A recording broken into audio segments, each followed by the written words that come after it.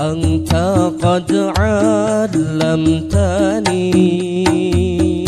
Oh guru jasa besarmu abadi cahaya ilmu terang dalam hati Oh guru jasa besarmu abadi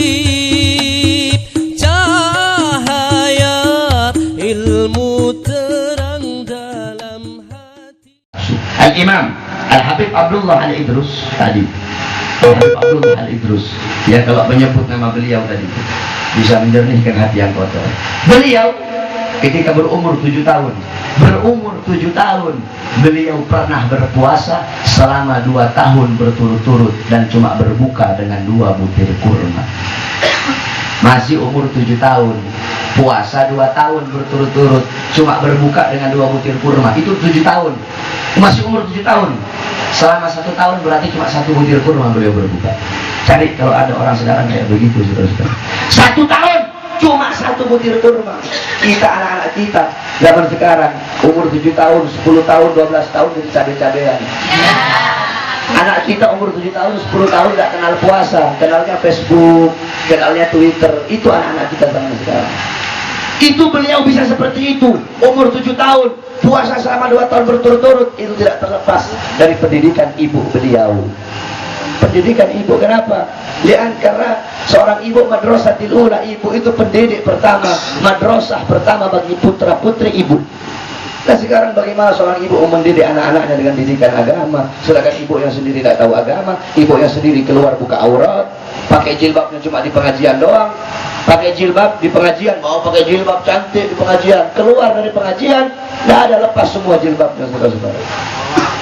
Bagaimana kamu bisa mendidik kamu punya anak-anak sebagaimana ibunya Habib Abdullah mendidik beliau, sebagaimana Syarifah Alwiyah Al-Jufri mendidik anaknya Habib Ali bin Muhammad Al-Habsyi. Makanya tidak heran wanita-wanita yang ada di Hadramut. Hadramut itu induk kita ini anak. Itu ibunya kita kenal Islam dari sana. Itu di sana bumi para ulama, bumi para fuqaha, bumi para hukama. Sampai-sampai dikatakan tukang sayur di sana, mereka tidak boleh jualan sayur ke pasar kalau mereka belum khatam 30 kali kitab Minhajut Talibinnya Imam Nawawi.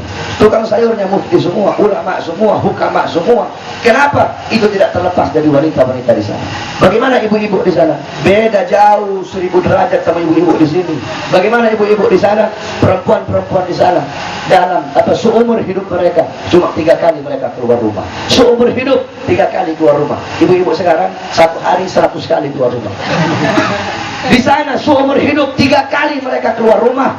Pertama, mereka keluar rumah ketika mereka masih kecil, keluar bersama orang tuanya. Kedua, ketika mereka sudah menikah, diambil sama suaminya dari rumahnya, keluar menuju rumah suaminya. Ketiga, ketika mereka mati, saudara-saudara, dibawa ke kuburnya. Tidak heran jika wanita-wanita di sana melahirkan para ulama, karena wanita-wanita di sana alimah, abidah, jayyi'ah, zahidah.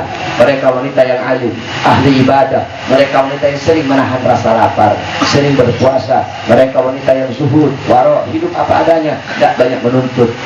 Tidak heran Habib Abdullah umur 7 tahun berpuasa selama 2 tahun berturut-turut. Apakah cukup sampai di situ? Tidak. Ketika beliau berumur 10 tahun, beliau berpuasa selama 4 tahun berturut-turut dan cuma berbuka dengan 4 butir kurma. Ya, Habib Abdullah itu bagaimana masih kecil sudah melatih untuk menundukkan hawa nafsunya. Oleh karena itu berpuasalah kita. Karena puasa di bulan Ramadan sungguh sangat banyak keutamaan yang kita dapatkan. Qala Rasul, "Man shoma Ramadan imanan wa ihtisaban, ghufira lahu ma taqaddama min dzambi." Barang siapa yang berpuasa di bulan Ramadan dengan penuh keimanan, mengharapkan kebaikan dan pahala dari Allah, Allah akan ampuni dosa-dosanya yang telah lalu. Kamu jangan anggap remeh ini puasa. Puasa jangan kamu anggap remeh, saudara-saudara. Kamu puasa, Allah persiapkan bagimu surga Ar-Rayyan. Surga Ar-Rayyan, surga Ar-Rayyan, dalamnya terdapat kenikmatan-kenikmatan yang tidak ada di surga-surga yang lain. Kenikmatan itu, kesenangan itu, kebahagiaan itu hanya Allah berikan kepada orang-orang yang di dunia menahan rasa lapar dan haus, menahan anggota tubuh zahir dan batinnya dari hal-hal yang diharamkan oleh Allah, tujuannya ikhlas karena Allah Subhanahu wa taala. Allah persiapkan surga Ar-Rayyan. Orang-orang yang berpuasa, kubur orang-orang yang puasa dijaga oleh para malaikat Allah Subhanahu wa taala. Al-Imam Abu Yazid Al-Bustami. Abu Yazid Al-Bustami punya seorang sahabat dekat beliau yang bernama Al-Imam Abdullah, Sayyid Abdullah. Abdullah teman daripada Yazid Al-Bustami, Imam Yazid Al-Bustami. Imam Abu Yazid Al-Bustami. Nah, ini Abdullah adalah orang yang sering puasa. Shaib, beliau selalu berpuasa terus. Puasa terus, tidak pernah berhenti beliau puasa. Puasa sunnahnya luar biasa. Akhirnya ketika dia meninggal, sebelum dia meninggal dia kirim surat, wahai sahabatku Abu Yazid Al-Bustami, kalau aku mati nanti, tolong kamu kafani aku, kamu mandikan aku, kamu kafani jenazahku, kamu bawa jenazahku, kamu kuburkan aku, dan jangan dulu kamu pulang. Setelah kamu kuburkan aku, kamu talkinkan aku, dan kamu jaga aku sampai malam. Ini adalah wasiat. Akhirnya apa? Dilakukan oleh Imam Abu Yazid Al-Bustami. Beliau kafani, beliau mandikan, beliau kubur, beliau salati, beliau kuburkan. Setelah beliau kuburkan, mau beliau talqin, tiba-tiba terdengar, wahai Abu Yazid Al-Bustami, jenazah ini, jasad ini, jenazah ini, mayit ini tidak butuh talqinmu, tidak butuh penjagaanmu, karena kami yang akan menalkini dia, kami yang akan menjaga dia. Al-Imam Abu Yazid Al-Bustami, ini suara dari mana? Apakah ini suara setan? Apakah ini suara iblis?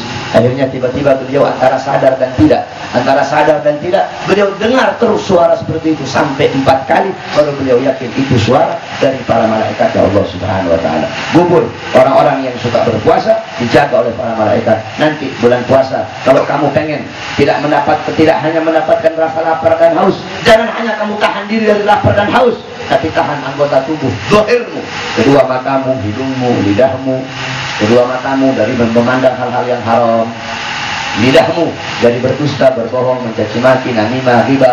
Jangan ibu-ibu pagi-pagi udah gosipin orang, pagi-pagi udah ngomongin keburukan orang. Bulan Ramadan kamu harus jaga anggota tubuh zahirmu, menahan anggota tubuh zahirmu, bukan hanya nahan lapar dan haus, menjaga kedua tanganmu dari merampas hak orang, dari memukul orang, menahan kedua tanganmu dari mengambil haknya orang, dari merampas, dari mencuri, menahan perutmu dari memakan hal-hal yang haram, barang-barang yang syubhat, barang-barang yang haram, menahan kedua kakimu, menahan kemaluanmu dari hal-hal yang haram.